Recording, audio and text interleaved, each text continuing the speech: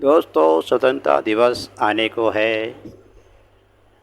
इसी उपलक्ष्य में हम अपने चैनल पर स्वतंत्रता के जुड़े हुए हमारे देश के वीर सपूत जिन्होंने हमारे देश को आज़ादी दिलवाई, उन्हीं के बारे में आज हम आपके लिए एक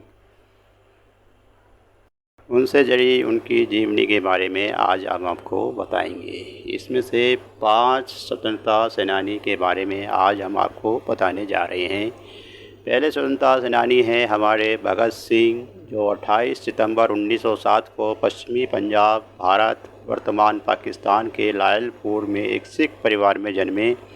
भगत सिंह किशन सिंह संधू और विद्यावती के दूसरे बेटे थे। उनके दादा अर्जुन सिंह, पिता किशन सिंह और चाचा अजीत सिंह भारतीय स्वतंत्रता आंदोलन में सक्रिय रूप से शामिल थे। ऐसा कहा जाता है कि जब भगत सिंह का जन्म हुआ था तो उनके पिता और 2 चाचा 1907 में नहर उपनिवेशीकरण विधेयक के विरोध में आंदोलन में भाग लेने के कारण जेल में थे। कुछ साल तक गांव में स्कूल में पढ़ने के बाद उन्होंने लाहौर में आर्य समाज द्वारा संचालित एंग्लो वैदिक स्कूल में दाखिला लिया। 1923 में उन्हें लाहौर के नेशनल कॉलेज में भर्ती कराया गया, जिसकी स्थापना भारतीय स्वतंत्रता कार्यकर्ता लाला लाजपत राय जी ने की थी। 2 साल पहले स्थापित ये कॉलेज महात्मा गांधी के ब्रिटिश सरकार द्वारा अनुमोदित स्कूलों और कॉलेजों से दूर रहने के असहयोग के आह्वान के अनुरूप था। दिसंबर 1928 में भगत सिंह और उनके एक सहयोगी शिवराम राजगुरु, जो दोनों एक छोटे क्रांतिकारी समूह हिंदुस्तान सोशलिस्ट रिपब्लिक के सदस्य थे, ने लाहौर पंजाब में एक 21 वर्षीय ब्रिटिश पुलिस अधिकारी जॉन सैंडर्स की गोली मारकर हत्या कर दी थी, जो आज पाकिस्तान में है। ये गलती से सैंडर्स, जो अभी भी परीक्षा पर थे और ब्रिटिश वरिष्ठ पुलिस अधिकारी के राय में वरिष्ठ पुलिस अधीक्षक जेम्स स्कॉट के लिए थे, उनकी वे हत्या करना चाहते थे। उन्होंने स्कॉट को एक लोकप्रिय भारतीय राष्ट्रवादी नेता लाला लाजपत राय की मौत के लिए जिम्मेदार ठहराया था, जिन्होंने लाठीचार्ज का आदेश दिया था और जिसमें राय घायल हो गए थे और 2 हफ्ते बाद दिल का दौरा पड़ने से उनकी मृत्यु हो गई। जैसे ही सैंडर्स एक मोटरसाइकिल पर पुलिस स्टेशन से बाहर निकले, राजगुरु और निशानेबाज द्वारा सड़क के दूसरी ओर चलाई गई एक गोली से वे गिरे।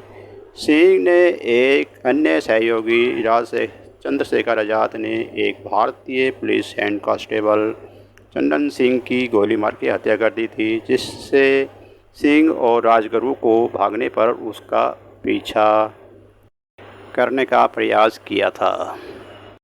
दोस्तों, हमारे दूसरे स्वतंत्रता सेनानी हैं वल्लभ भाई पटेल। वल्लभ भाई पटेल जी का जन्म लेवा पाटीदार जाति के एक आत्मनिर्भर जमींदार परिवार में हुआ था। पारंपरिक हिंदू धर्म के माहौल में पले बड़े उन्होंने करमासाइड में प्राथमिक विद्यालय और पेटलाड में हाई स्कूल में पढ़ाई की, लेकिन मुख्य रूप से खुद ही पढ़ाई की। और पटेल ने 16 साल की उम्र में भी शादी की और 22 साल की उम्र में मैट्रिक पास किया और जिला वकील की परीक्षा पास की, जिससे उन्हें कानून और अभ्यास करने का मौका मिला। 1900 में उन्होंने गोधरा में जिला वकील का एक स्वतंत्रता कार्यालय स्थापित किया और 2 साल बाद बोरसाद चले गए। एक वकील के रूप में पटेल ने एक सटीक तरीके से एक ये मामला पेश करने और पुलिस गवाहों और ब्रिटिश न्यायाधीशों के चुनौती देने में खुद को प्रतिष्ठित किया। 1908 में पटेल ने अपनी पत्नी को खो दिया, जिससे उन्हें एक बेटा और बेटी का जन्म दिया था। उसके बाद वे विदुर रहे। कानूनी पेशे में अपने करियर को बढ़ावे के लिए दृढ़ संकल्पित पटेल अगस्त 1910 में मिडिल टेम्पल में अध्ययन करने के बाद लंदन चले गए। वहाँ उन्होंने लगन से अध्ययन किया और उस सम्मान के साथ अंतिम परीक्षा उत्तीर्ण की। फरवरी 1913 में भारत लौटकर वे अहमदाबाद में बस गए और अहमदाबाद बार में आपराधिक कानून के अग्रणी बैरिस्टर बन गए और सैमित और विनम्र में अपने बेहतरीन व्यवहार, अपने स्मार्ट अंग्रेज़ों शैली के कपड़े और अहमदाबाद के फैशनेबल गुजरात क्लब में ब्रिज में अपनी चैंपियनशिप के लिए जाने जाते थे। 1917 तक वे भारतीय राजनीतिक गतिविधियों में प्रतिदिन उदासीन थे।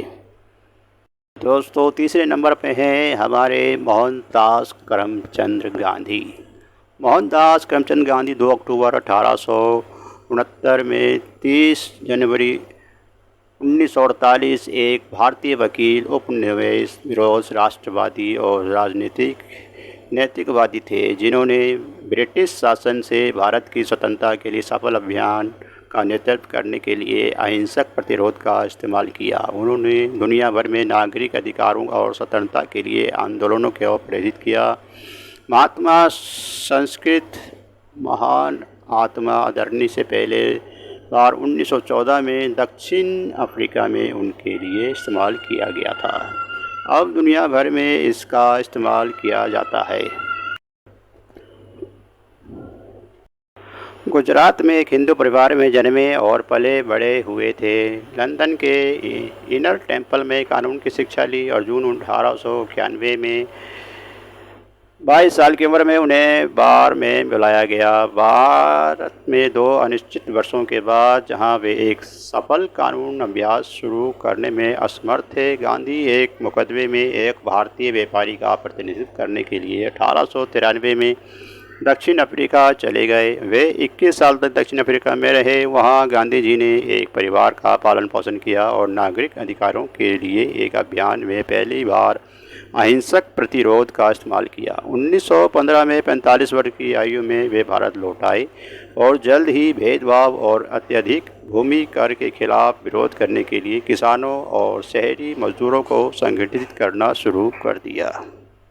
हमारे चौथे क्रांतिकारी हैं दोस्तों चंद्रशेखर आज़ाद।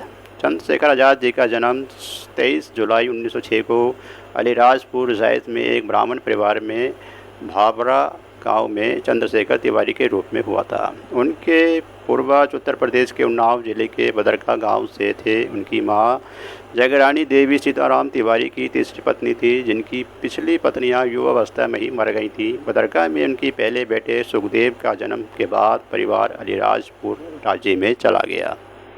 उनकी मां चाहती थी कि उनका बेटा एक महान संस्कृत विद्वान बने और उनके अपने पिता को उनके अध्ययन के लिए बनारस के काशी विद्यापीठ में भेजने के लिए राजी किया। 1921 में जब असहयोग आंदोलन अपने चरम पर था, तब 15 वर्ष से छात्र चंद्रशेखर इसमें शामिल हो गए। परिणाम स्वरूप उन्हें 20 दिसंबर को गिरफ्तार कर लिया गया था। एक सप्ताह बाद पारसी जिला मजिस्ट्रेट न्यायमूर्ति MP खरघाट के सामने पेश किया जाने पर उन्होंने उसका नाम आज़ाद, अपने पिता का नाम स्वतंत्रता और अपना निवास जेल बताया। क्रोधित मजिस्ट्रेट ने उन्हें 15 कोड़ों की सजा दी। 5वें स्वतंत्रता सेनानी हैं दोस्तों हमारे सुभाष चंद्र बोस। नेताजी सुभाष चंद्र बोस का जन्म 23 जनवरी सन 1897 को उड़ीसा के कटक शहर में हिंदू कायस्थ परिवार में हुआ था। उनके पिता का नाम जानकी नाथ बोस और मां का नाम प्रभावती था। जानकी नाथ बोस कटक शहर के मशहूर वकील थे। पहले वे सरकारी वकील थे, मगर बाद में उन्होंने निजी प्रैक्टिस शुरू कर दी थी। उन्होंने कटक की महापालिका में लंबे समय तक काम किया और वे बंगाल विधानसभा के सदस्य भी रहे थे। अंग्रेजी सरकार ने उन्हें राय बहादुर का खिताब दिया था।